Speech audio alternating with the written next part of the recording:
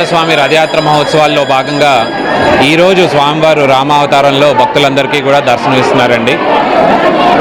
స్వామివారికి ఈరోజు పాయకరావుపేట పాండురంగ స్వామి టెంపుల్ తరపున మన హోంశాఖ మాత్యులు గారు వంగలపూడి అనిత గారు ఈయో గారు వచ్చి పట్టు వస్త్రాలు సమర్పించడం జరిగింది.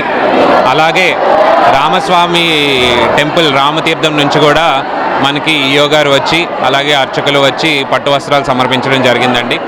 భక్తులందరికీ కూడా ఉదయం 6 గంటల నుంచి రాత్రి 9:30 గంటల వరకు దర్శనాలు కల్పించడం జరుగుతుంది. ఈరోజు మధ్యాహ్నం 1000 మందికి అన్న సంతర్పణ చేయడము అలాగే సాయంత్రం సాంస్కృతిక కార్యక్రమాలు కూడా నిర్వహించడం జరుగుతుంది. భక్తులందరికీ నా మనవి ఏంటంటే 3 రోజుల్లో రథయాత్ర ముగుస్తుంది కాబట్టి స్వామివారిని అందరూ వచ్చి దర్శించుకోవాలి, స్వామివారి తీర్థప్రసాదాలు స్వీకరించాలని నా మనవండి. నివాసాయ నిత్యాయ పరమాత్మనే సుభద్ర ప్రాణనాథాయ జగన్నాథాయ మంగళం. నా పేరు రంగనాథాచార్యులు, జగన్నాథ స్వామి దేవాలయ అర్చక. విశాఖపట్నం టౌన్ కొత్త రోడ్ గ్రామంలో వెంచేస్తున్నటువంటి జగన్నాథ స్వామి రథోత్సవాలు అంగరంగ వైభవంగా జరుగుతూ ఉన్నాయి. అందులో భాగంగా జగన్నాథ స్వామి వారి దశావతారాల్లో భాగంగా స్వామివారి రామావతారంలో భక్తులకు అనుగ్రహ భాగ్యాన్ని కలిగించి ఉన్నారు.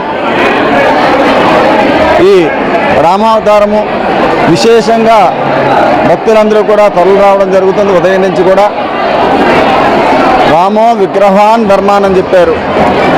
ధర్మానికి ప్రతీకగా రాముడిని కొలుస్తూ ఉంటారు. ఈ ప్రపంచమంతా కూడా రామ తారక మంత్రాన్నే జపంగా తీసుకుని చేస్తూ ఉంటారు. కేనో పాయేన లగున విష్ణు నామ సహస్రకం అని చెప్పారు. ఈ విష్ణు సహస్రనామంలో అతి ప్రత్యేకమైనటువంటి నామం ఏది అని చెప్పంటే ఈశ్వరవాజులో శ్రీరామ రామ రామేతి రమే రామే మనోరమే సహస్రనామ దత్తుల్యం రామనామ వరానని అని చెప్పేసి 3 మార్లు రామ అంటే చాలు సహస్రనామాన్ని పఠించినట్టుగా చెప్పబడుతున్నది. అటువంటి రామ తారక మంత్రాన్ని ఎవరైతే ఆశ్రయిస్తారో భక్తులందరూ కూడా వాళ్ళు మోక్షప్రదాయాన్ని మోక్ష మంత్రంగా చెప్పబడుతుంది, మోక్షాన్ని కలిగిస్తారని చెప్పబడుతుంది. అటువంటి రామావతారంలో స్వామివారు భక్తులు దర్శనమిస్తున్నారు. శ్రీ మహావిష్ణువు ద్వారపాలకులైనటువంటి జైవిజయులు సనకసనందరాదుల శాపం వల్ల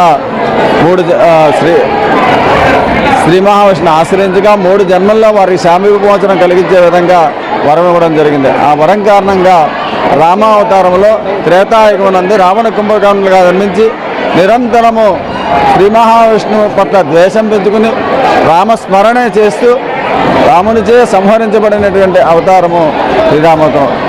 సంహరించబడి వైకుంఠ లోకానికి వెళ్ళినట్టుగా చెప్పుకున్నటువంటి రామ అవతారంలో రాముడి వారు ఈ ప్రపంచానికి దిక్సూచి అని చెప్పుకోవాలి. ఎందుకంటే